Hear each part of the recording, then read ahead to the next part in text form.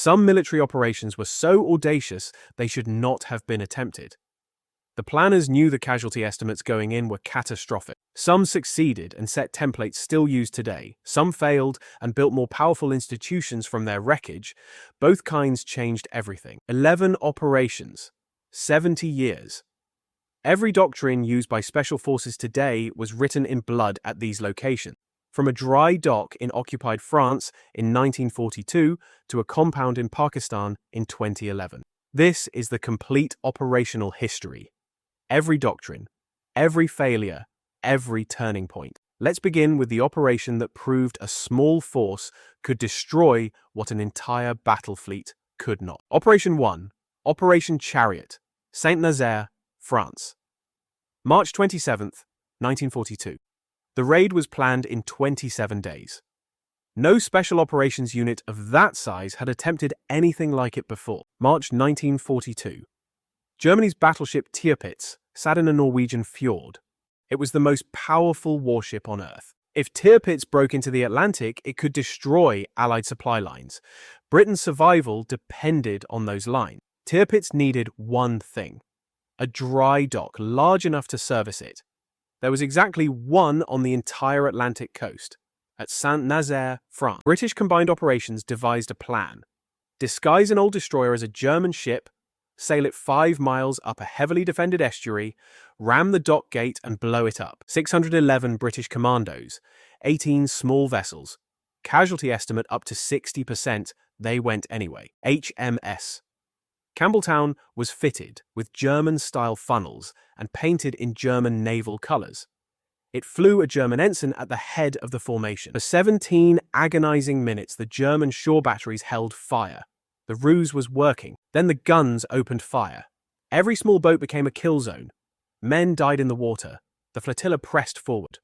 Commandos fought simultaneously on the dry dock caisson, the winding house, the pump house, and the lock gates. 4 separate objectives, all at once. At 1:34, HMS Campbelltown struck the dock gate at 19 knots, exactly as planned. Commandos poured from the wreck and fought through the docks for 90 minutes, destroying pump houses, winding gear, and lock machinery. 69 commandos were killed. 215 were captured. Most of the small boats never made it back. The next morning, hundreds of German officers boarded Campbelltown to inspect it. At noon, 5 tons of delayed charges detonated. 360 Germans were killed. The Saint-Nazaire dry dock was out of action for the rest of the war. The Tirpitz never reached the Atlantic. 5 Victoria Crosses were awarded, the most for any single operation in the entire Second World War. What it changed?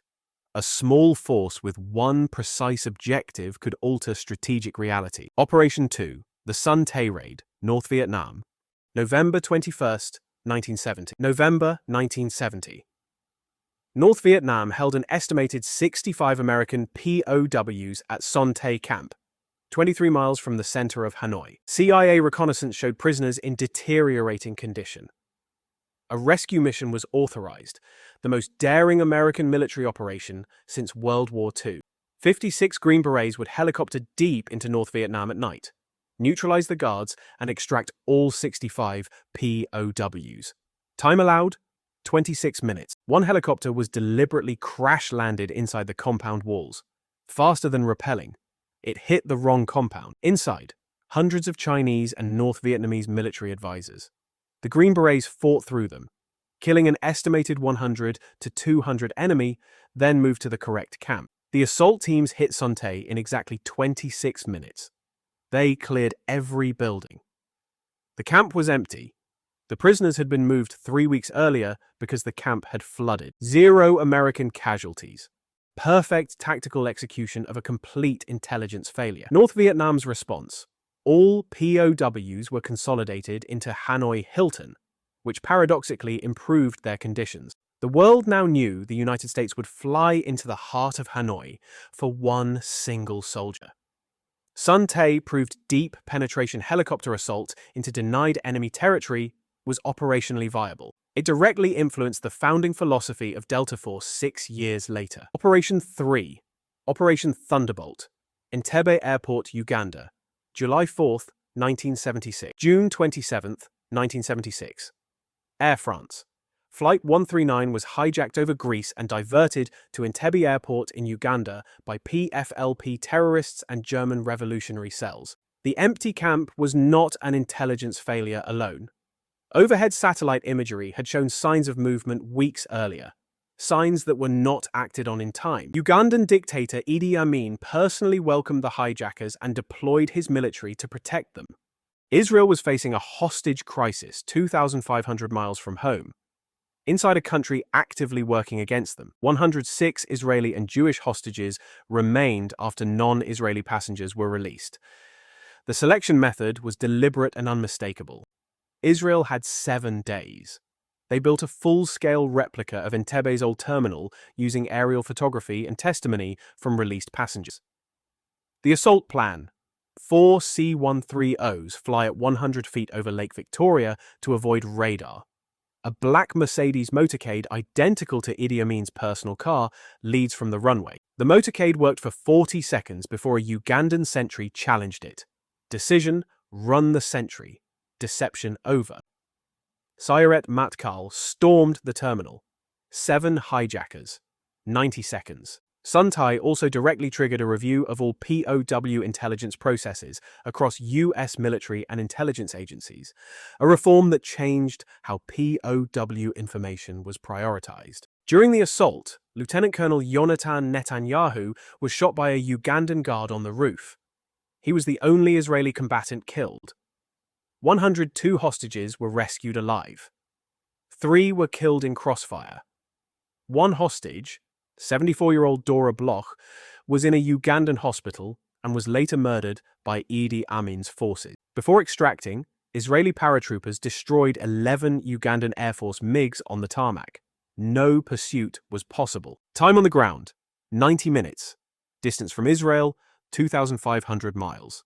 Host nation, hostile. Hostages rescued, 102. What it changed? Entebbe became the global template for hostage rescue doctrine. Audacity, intelligence, and preparation can override distance and political complexity. Every Western counterterrorism unit formed after 1976 studied Entebbe. The operation is still taught in CT training programs today. Operation 4, Operation Eagle Claw, Iranian Desert, April 24th, 1980. November 4th, 1979. 52 American diplomats were seized at the U.S. Embassy in Tehran. The crisis would last 444 days, 6 months of failed diplomacy. President Carter authorized Delta Force's first ever real-world combat mission. The plan: 8 RH-53D Sea Stallion helicopters fly from a carrier in the Gulf of Oman to a staging area inside Iran called Desert 1, then onward to Tehran. The minimum required to continue: 6 helicopters. The planners knew the margin was dangerously thin. Helicopter 1 turned back with a warning light. Helicopter 6 suffered gyroscopic failure. A Habub dust storm disabled Helicopter 5. 5 helicopters reached Desert 1. The minimum was 6. Colonel Beckwith called President Carter and requested abort. During extraction from Desert 1, a helicopter rotated into the rotors of a C-130 tanker in a brownout dust cloud. Both aircraft ignited, 8 American servicemen were killed. The burning wreckage was left behind, including classified documents and CIA operative identities. Yonatan Netanyahu became a national hero in Israel. His brother Benjamin Netanyahu later became prime minister, partly on the platform of his family's sacrifice for the nation. The hostages were held for 274 more days, released the moment Reagan was inaugurated. Eagle Claw never reached Tehran. The Holloway Commission found 4 critical failures: equipment, inter-service coordination, mission-specific training, and no unified command. Congress created USSOCOM in 1987 as a direct result. Eagle Claw's failure built the most powerful Special Operations Command structure on Earth. Every gap exposed by Eagle Claw was systematically closed. Every failure became a capability. Operation 5, Operation Nimrod, Iranian Embassy, London. May 5th, 1980. April 30th, 1980. 6 Iranian Arab separatists stormed the Iranian embassy at 16 Prince's Gate, London. 26 hostages. BBC cameras were already set up outside for an unrelated assignment. ASD squadron was deployed to the building next door within hours. They drilled through shared walls and mapped every terrorist position, every hostage location. For 6 days, they rehearsed the assault using everything the microphones revealed. Day 6. The lead terrorist killed 1 hostage and threatened 1 more every 45 minutes. Margaret Thatcher gave SAS the green light. 4 separate teams breached simultaneously. Front windows, rear balcony, and skylight. 0 seconds between entries. From green light to final shot, 11 minutes. During the assault, one SAS soldier's abseil rope became entangled. He was left hanging burning in a window frame as tear gas ignited around him. His colleagues cut him free mid-assault. He fell, he got up, he completed his room clearance before accepting any treatment. The assault was broadcast live on BBC. The United Kingdom watched. The world watched. The first real military assault ever shown on live television. 5 of 6 terrorists were killed. 1 was identified hiding among hostages and arrested. 19 hostages were rescued. 1 was killed before the assault began. 1 died in crossfire. The full accounting, honest. What it changed. Simultaneous multi-point breach as the definitive counter-terrorism methodology. Colonel Beckwith's words to President Carter over the radio. "Mr. President, I have to recommend we abort the mission." Carter asked if there was any other option. There was not. It is still standard doctrine.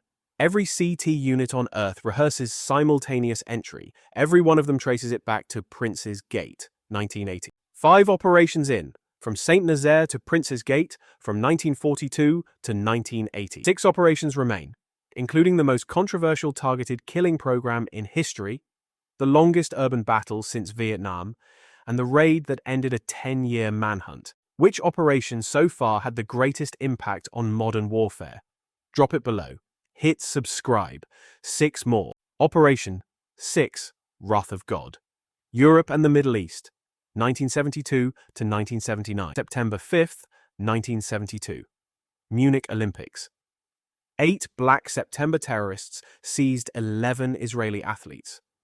A German police rescue attempt collapsed. All 11 were killed. Israeli Prime Minister Golda Meir authorized what became Operation Wrath of God. Every person involved in planning Munich would be found and killed. The Holloway Commission also recommended the creation of a dedicated Joint Special Operations Command, JSOC, to command and control Tier 1 units. Created in 1980, it has directed every major Tier 1 operation since. Mossad's Qaidun division assembled teams and began systematically identifying, locating, and eliminating each planner and operative connected to Munich. Operations ran across Europe: Rome, Paris, Cyprus, Beirut. Each target was surveilled for weeks before elimination. Then came Lillehammer, Norway, 1973. A Qaidun team killed a man they believed was Ali Hassan Salameh, Munich's chief planner. They had killed the wrong man. Ahmed Bouchiki was a Moroccan waiter with no connection to Munich. 2 Mossad agents were arrested by Norwegian police. Lillehammer forced Mossad to rebuild its target confirmation protocols entirely. It became the defining case study in intelligence community standards for identity verification. The operation continued. By 1979, 8 of 11 key Munich planners had been eliminated. Ali Hassan Salameh, the primary target, was killed in Beirut on January 22, 1979. 3 planners were never located. The operation was never officially acknowledged by Israel until decades later. What it changed? Wrath of God established targeted killing as a legitimate instrument of state counter-terrorism policy. Western intelligence agencies built their own high-value target elimination frameworks on this precedent. The framework is still in use today. Operation 7, Operation Just Cause, Panama, December 20th, 1918. Inside the embassy, the SAS moved room to room calling out stand up in Farsi, pre-memorized phrases to distinguish hostages from terrorists in the smoke and chaos. Panamanian dictator Manuel Noriega once on the CIA payroll, had declared war on the United States. President Bush authorized Operation Just Cause. 27,000 U.S. troops deployed, the largest special operations deployment since Vietnam. Every branch of USSOF operated simultaneously in one theater for the first time. SEAL Team 6 was tasked with destroying Noriega's jet at Paitilla Airfield. The insertion route left the platoon fully exposed across open tarmac. The platoon took immediate heavy fire. 4 SEALs were killed, including Lieutenant John Connors. The jet was destroyed. Noriega escaped to the Vatican embassy. After days of US forces playing rock music at maximum volume outside, he surrendered on January 3, 1990. What it changed? Just Cause exposed catastrophic inter-SOF coordination failures. 4 SF units operating without deconfliction nearly caused friendly fire incidents. The Joint Special Operations Task Force structure was created as a direct result, the command architecture used in every theater today. Just Cause also proved that large-scale SOF integration, when properly commanded, achieved decisive results faster than conventional assault. Operation 8. The Battle of Mogadishu, Somalia, October 3 to 4, 1993. Somalia. UN humanitarian mission. Somali warlord Mohammed Aidid's militia was killing peacekeepers and aid workers. Task Force Ranger, Delta Force plus 75th Rangers, was deployed. October 3rd. Mission. Fast rope into Baccara Market. Capture a group of Aidid's senior lieutenants at a meeting. Estimated time, 30 minutes. 19 Delta operators and 75 Rangers fast roped into the target. In 30 minutes, they captured 24 of Aidid's lieutenants. First phase complete. An RPG hit Black Hawk Super 6-1. It went down into the Baccara Market. The mission became a rescue operation. A second Black Hawk Super 6-4 was shot down minutes later. 2 crash sites, both surrounded by militia, closing in. 15 hours. October 3rd at 15:42 to October 4th at 6:30. 99 Americans pinned against an estimated 4,000 Somali fighters. Delta snipers, Gary Gordon and Randy Shugart, volunteered to defend the second crash site. Their first request was denied. They asked again. Both knew the odds of survival were near zero. Both went anyway. Both were killed. Their actions gave Pilot Chief Warrant Officer Mike Durant a chance to survive. Both received the Medal of Honor, posthumously. Final toll, 18 Americans killed, 73 wounded, 1 captured. Estimated 700 to 1,000 Somali killed. What it changed politically. Black Hawk Down led directly to US withdrawal from Somalia. 6 months later, the Clinton administration declined to intervene in the Rwandan genocide. What it changed militarily. Every helicopter SOF deployment after 1993 required dedicated gunship escort. Urban warfare doctrine was rewritten from the ground up. Operation 9. Operation Chavin de Huantar, Lima, Peru. April 22nd, 1997. The Lillehammer affair caused a serious diplomatic rupture between Israel and Norway. Mossad's 2 arrested agents were convicted and jailed. Israel paid compensation to the Buchiki family. December 17th, 1996. MRTA terrorists seized the Japanese ambassador's residence in Lima during a reception. 600 initial hostages. 72 held for months. Peruvian President Fujimori refused to negotiate. He told the commandos, "Take as long as you need to prepare." Peruvian SF drilled 11 tunnels beneath the residence and planted microphones inside the walls. The intelligence phase ran for 126 days. The microphones revealed a critical pattern. Every afternoon at the same time, the terrorists played indoor soccer in the main hall. April 22nd, 1997. At exactly the moment the terrorists were mid-game, explosive charges detonated beneath the main hall floor. 3 simultaneous breaches, through the tunnels, over the roof, through the front door. 16 minutes. All 14 MRTA terrorists were killed. 71 of 72 hostages were rescued alive. 1 hostage died from a heart condition during the assault. 1 Peruvian commando was killed. 2 others were wounded. What it changed? 126 days of patient intelligence preparation, tunnels, microphones, pattern analysis, reduced CT assault casualties to near zero. The operation is studied globally as the definitive example of intelligence-driven hostage rescue. It is still taught today. Operation 10, Operation Barras, Sierra Leone, August 25, 2000. August 2000, Sierra Leone Civil War. A militia called the West Side Boys captured 11 British soldiers and one Sierra Leonean liaison officer in Gaberi, Bama. 16 days of failed negotiations. The West Side Boys were erratic, heavily armed, and reportedly intoxicated.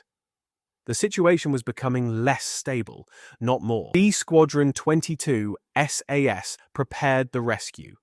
An SAS soldier volunteered to enter the militia camp as a medical negotiator. Over multiple visits, he memorized every guard position, every hostage location, every route through the camp. No recording devices, all committed to memory. The assault plan. D Squadron hits Gaberi, Bama at dawn from helicopters, while one para simultaneously destroys the secondary camp at Magbeni. Dawn, August 25th. Helicopters approach from multiple angles. Simultaneous entry into every building where hostages were held. Noriega was convicted in a U.S. federal court in 1992 and sentenced to 40 years in prison for drug trafficking and racketeering.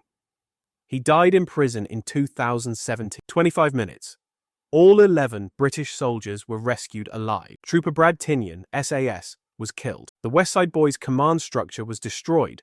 They ceased to exist as a fighting force within hours. What it changed? Operation Barras is the fastest successful hostage rescue in SAS history and proved intelligence-driven CT worked against irregular militia, not just organized terrorists. Operation 11, Operation Neptune Spear, Abbottabad, Pakistan. May 2, 2011, September 11, 2001. Al-Qaeda kills 2,977 people in the United States. Osama bin Laden claims responsibility. The manhunt begins. December 2001. Tora Bora. Coalition forces nearly cornered bin Laden in Afghan mountain caves. He escaped into Pakistan. The trail went cold. 2007.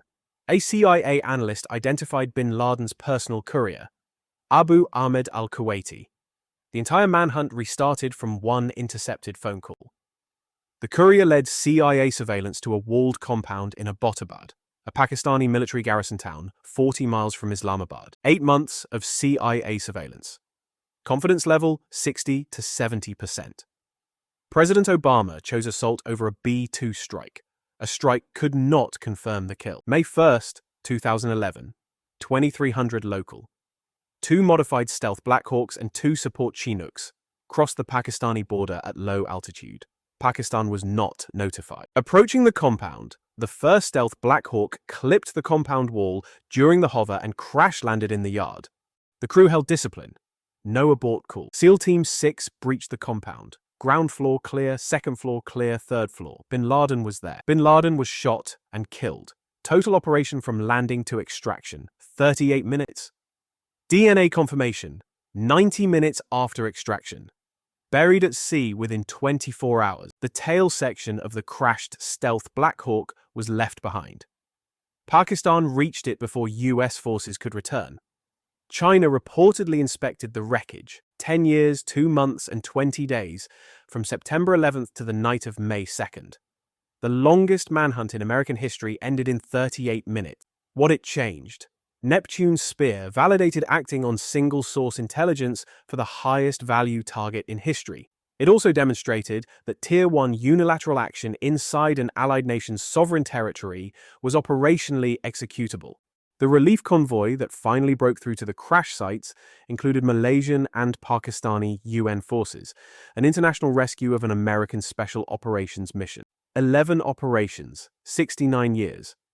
From a disguised destroyer ramming a dock gate in occupied France to a stealth helicopter in a Pakistani garrison town. Not every operation achieved its stated objective. Son Tay found an empty camp. Eagle Claw never reached Tehran. 3 Munich planners were never found. Every failure built something. Eagle Claw built USSOCOM. Mogadishu built mandatory gunship doctrine. Lillehammer built modern identity verification protocol. Every success defined a template. Nimrod defined simultaneous multi-point assault. Entebbe defined long-range extraction.